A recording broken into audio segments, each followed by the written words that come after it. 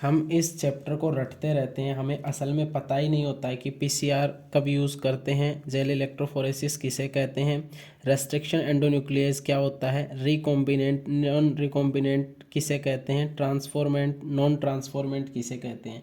बस ये एक वीडियो देख लो, सब क्लियर हो जाएगा। तो दोस्तों बात करते हैं एक सेल की। अब जाहिर सी बात है कि सेल के पास अपना एक जेनेटिक मटेरियल होता है। अब इस जेनेटिक मटेरियल में एक ऐसा जीन है जिसके लिए हम इंटरेस्टेड हैं, तो इसे बोलेंगे जीन ऑफ इंटरेस्ट। अब ये हमारे काम का जीन है, तो इसे हम बाहर निकालते हैं तो ये जो सेल की वॉल है इसे तोड़ना होगा। इस सेल वॉल को तोड़कर हम इसे बाहर निकाल लेते हैं, जिसे बोलते हैं जीन ऑफ इंटरेस्ट। अब ये जो सारा खेल है, हम एक जीन के साथ तो खेल नहीं सकते, इसलिए इस जीन की हमें मल्टीपल कॉपीज़ बनानी होंगी।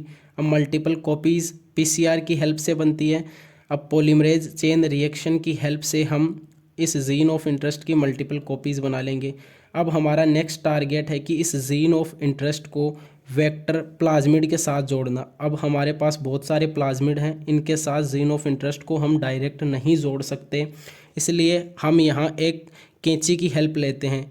कैंची का नाम है रेस्ट्रिक्शन एंडोन्यूक्लियस। अब ये जो रेस्ट्रिक्शन एंडोन्यूक्लियस है, ये जीन ऑफ इंटरेस्ट को एक स्पेसिफिक रीजन से कट करता है, और सेम रेस्ट्रिक्शन एंडोन्यूक्लियस का यूज़ हम प्लाज्मिड को कट करने के लिए लेते हैं, ताकि ये भी एक स्पेसिफिक रीजन से कट पाए और ये दोनों एक दूसरे के प्रति कॉम्प्लीमेंट्री बन जाएं।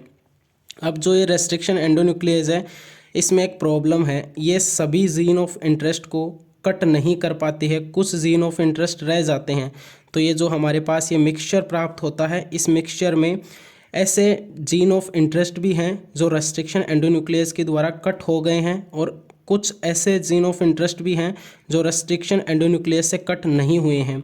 अब इस मिक्सचर को हमें अलग करना है। हमें अलग करने के लिए जेल इलेक्ट्रोफोरेसिस यूज़ करना होगा।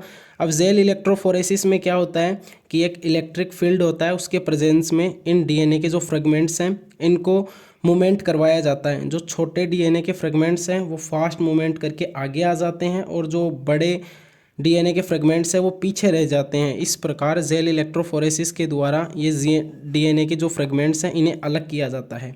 अब ये रेस्ट्रिक्शन एंडोन्यूक्लियस जो है, यहाँ पे कुछ वेक्टर्स को या कुछ प्लाज्मिड्स को कट करता है, कुछ प्लाज्मिड्स हमें एज इट इज़ प्राप्त हो जाते हैं।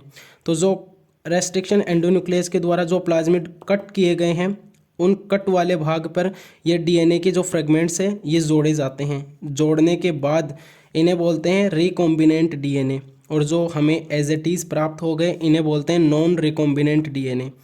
अब बात करते हैं ट्रांसफॉर्मेशन की। ट्रांसफॉर्मेशन जो है, इसमें जो प्लाज्मिड होता है, इस प्लाज्मिड को होस्ट की सेल में इंट्रोड्यूस किया जाता है। इसमें 3 कंडीशंस होती है।